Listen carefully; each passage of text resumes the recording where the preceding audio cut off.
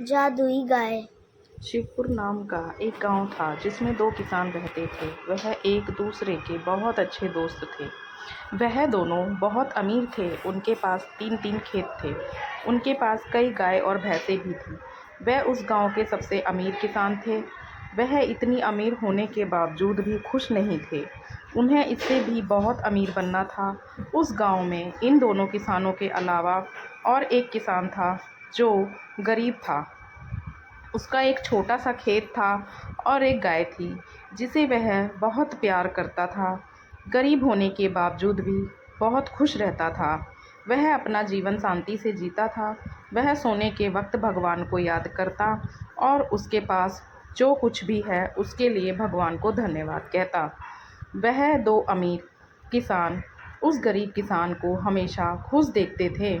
उसे इतना खुश देखकर वह इस सोच में पड़ जाते कि यह इतना खुश कैसे है, जबकि वह हमसे बहुत गरीब है।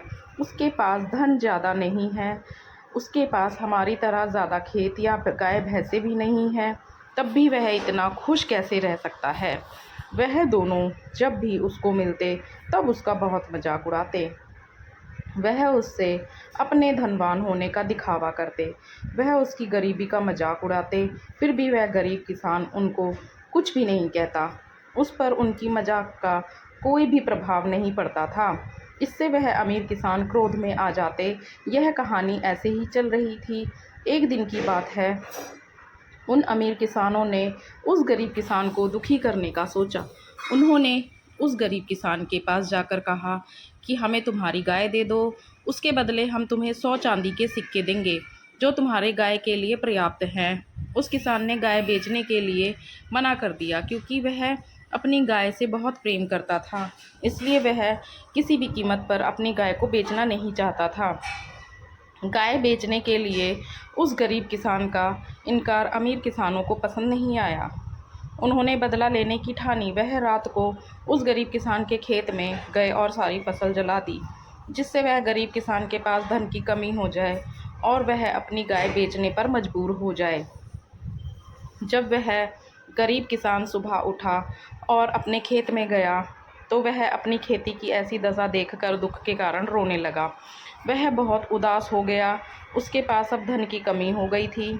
अब उसके पास पर्याप्त इतना भी धन नहीं था कि वह अपनी गाय को चारा लाकर खिला सके।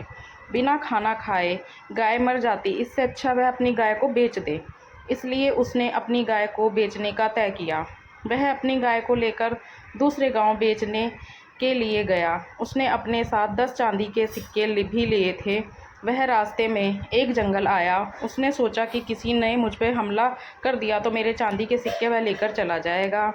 इसलिए उसने चांदी के सिक्के की पोटली गाय के गले में बांधी, घंटी में बांधकर छिपा दिए।